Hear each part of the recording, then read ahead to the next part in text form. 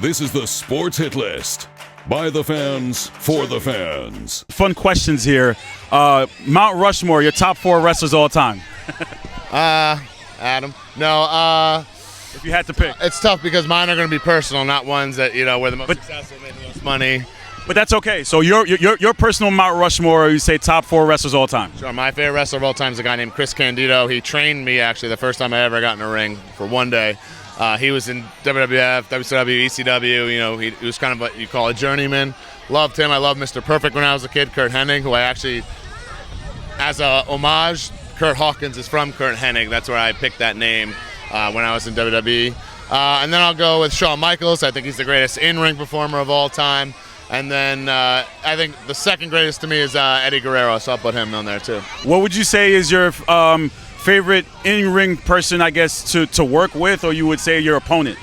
That's tough. You know what I found, and when it's someone who's like my friend in real life, it's a little easier. There's that comfortability there. I'm not going to be worried about you complaining about something. We're boys. I think that's like always the most fun. So it's just my buddies. And I've been very fortunate to make a lot of good friends in wrestling throughout the years. So there's too many to list, but I'd rather that.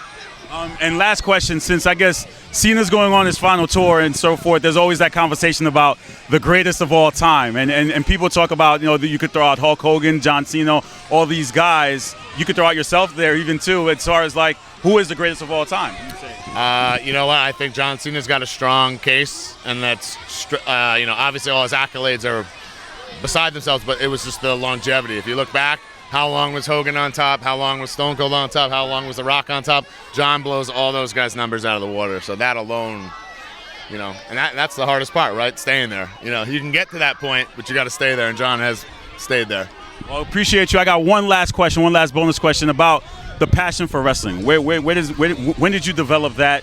And talk about you still being able to do that now, still in your career, still able to perform and now even teach too as well. Yeah, I just I fell in love with it when I was 5 years old and just never, most people kind of grow out of wrestling. That's fine. People meet me all the time and go, I like wrestling when I was a kid. And I'm like, that's kind of normal. That's how it goes. I was obsessed with that. And then I became intrigued with, like, how does it work, this or that? And I just never let go of it, and I chased it, and I'm going to do it until, my body allows me to. So, and that's kind of the beauty of what we do, it's like you're kind of in that position. But one day Father Time will get me and I'll stop, and then I'll transition to doing something backstage because that's how much I love it. Thanks for watching the Sports Hit List. Be sure to like, share, comment, and subscribe. In fact, do it now.